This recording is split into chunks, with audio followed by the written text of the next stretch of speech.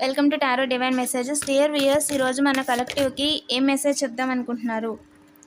The answers you need is coming. మీరు ఏదైతే అనుకుంటున్నారో ఆన్సర్స్ అనేవి మీకు తెలుస్తాయి. మీరు దేని గురించి అయితే వెయిట్ చేస్తున్నారో అది మీకు తెలుస్తుంది. Hold your vision. మీ పని మీద మీరు ఎక్కువగా శ్రద్ధ పెట్టండి, ఓకేనా? మీరు చేస్తున్న పని మీద ఎక్కువగా ఫోకస్ పెట్టండి. Nothing is at in stone. Nothing is at set in stone.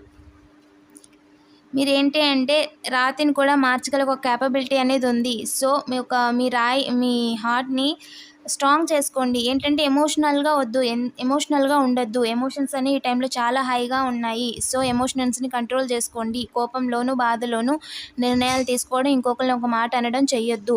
కావాలని ఎమోషనల్గా మిమ్మల్ని ఎక్కడ ఏమంటే మీరు ఎమోషనల్గా ఫీల్ అయిపోయి అవతల వాళ్ళతో తిరగబడతారో అలాంటి టాక్టిక్లు వాడతారంట. సో ఎమోషన్స్ అనేవి ఎక్కువగా ఉన్నప్పుడు సైలెంట్గా వదిలేయండి. మీకు బాగా బాధ వచ్చింది అంటే ఒక 2 నిమిషాలు సైలెంట్గా ఉండండి. లేదంటే మీకు నచ్చిన దేవుడి పేరును అనుకోండి, లేదా సైలెంట్గా వాళ్ళ ముఖం కాసి చూడండి, లేదా వాళ్ళ ముఖం కాసి కూడా చూడొద్దు, పక్కకు చూడండి, ఓకేనా? బట్ ఎమోషన్స్ని చాలా కంట్రోల్ చేసుకోండి ఈరోజు అని చెప్తున్నారండి. ఇంకా చెప్పండి ఏంజల్స్. వాళ్ళు కావాలని మీతో ఎమోషనల్ గేమ్స్ ఆడుతున్నారంట. Be bold and make the first move. So అలాంటి ఒక ఎమోషనల్ సిచ్యువేషన్లో స్టక్ అయ్యే సిచ్యువేషన్లో ఉండాల్సిన అవసరం మీకు లేదు. సో ఆ సిచ్యువేషన్ అక్కడ వదిలేసి మూవ్ ఆన్ అయిపోండి, ఓకేనా? మీకు వేరే ఏదో పని ఉంది, దాని మీద ఎక్కువ ఫోకస్ చేయమని చెప్పారు. హోల్డ్ యువర్ విజన్ అన్నారు. సో దాన్ని మార్చడం కోసమే చాలా అట్మాస్ఫియర్స్ చుట్టూ తిరుగుతుంటాయంట.